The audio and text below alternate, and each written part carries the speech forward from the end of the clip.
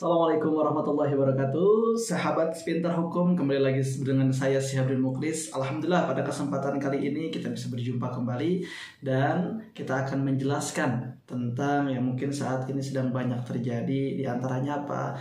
Yakni kasus perceraian yang terjadi dan lalu apa sih solusinya. Nah, ternyata kasus perceraian di Indonesia tahun ke tahun semakin meningkat, sahabat sekalian. Bahkan menurut data di tahun 2019-2020, jadi kasus perceraian itu sangat tinggi. Ada berapa? Tahun 2019 kasus perceraian bisa sampai 468.276. Nah, menurut tahun 2020 dari sumber Badilag disebutkan bahwa perceraian berjumlah sekitar 444.000. Nah, kenapa perceraian di tahun 2020 kok lebih kecil? Karena ketika di tahun 2020 proses di pengadilan agama banyak yang tertunda sehingga perceraian yang masuk sebenarnya kasusnya sangat banyak.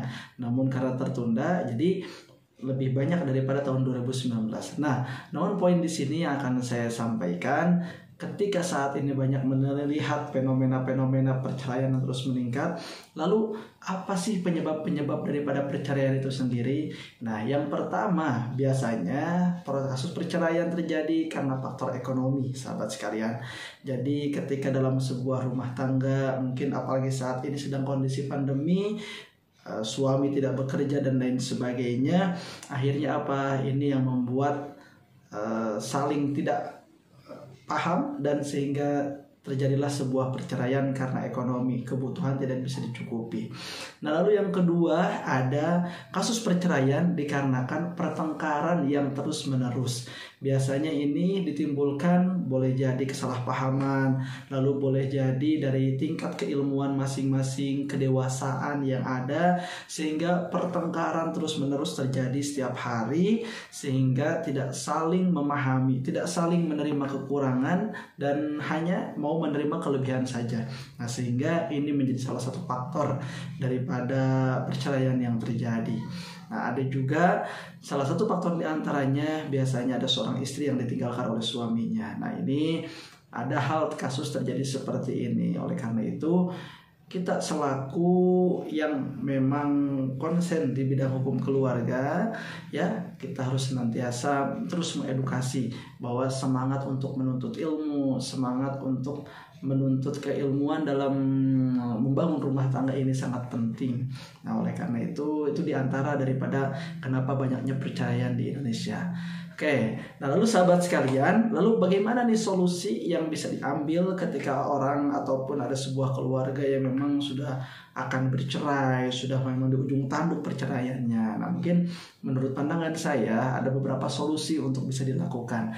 Yang pertama, bagi siapapun di antara sahabat sekalian yang saat ini mungkin sedang sering bertengkar dengan suaminya, dengan istrinya dan lain sebagainya, ya, maka apa yang pertama dilakukan?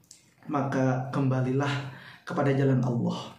Nah, kadang orang yang tadi saya sampaikan karena faktor ekonomi, ini kurang keyakinannya kepada Allah, untuk Allah yang memberikan rezeki. Karena ketergantungan kita kepada Allah, semakin kita taat maka semakin Allah mudahkan rezeki kita.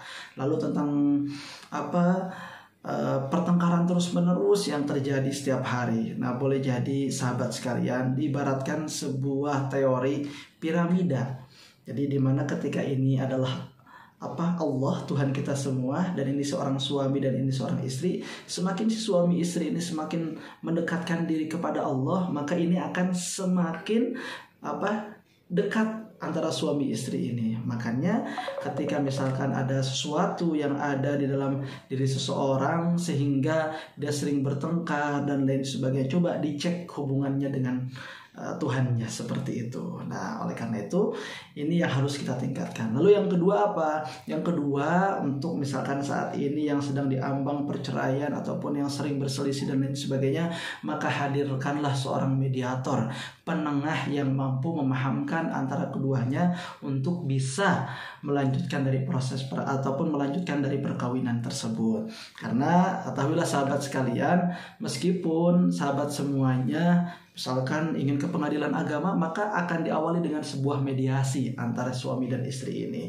Makanya jangan sampai terlalu lama, segera ketika ada hal-hal yang memang kurang berkenan antara suami dan istri, maka segera lakukan mediasi, hadirkan orang yang berpengaruh untuk menjadi mediator. Nah, lalu yang ketiga, sahabat sekalian, ya, untuk bagaimana kita masalahnya, maka saya tadi sampaikan, yuk tingkatkan keilmuannya, tingkatkan pemahaman dalam membangun rumah tangga.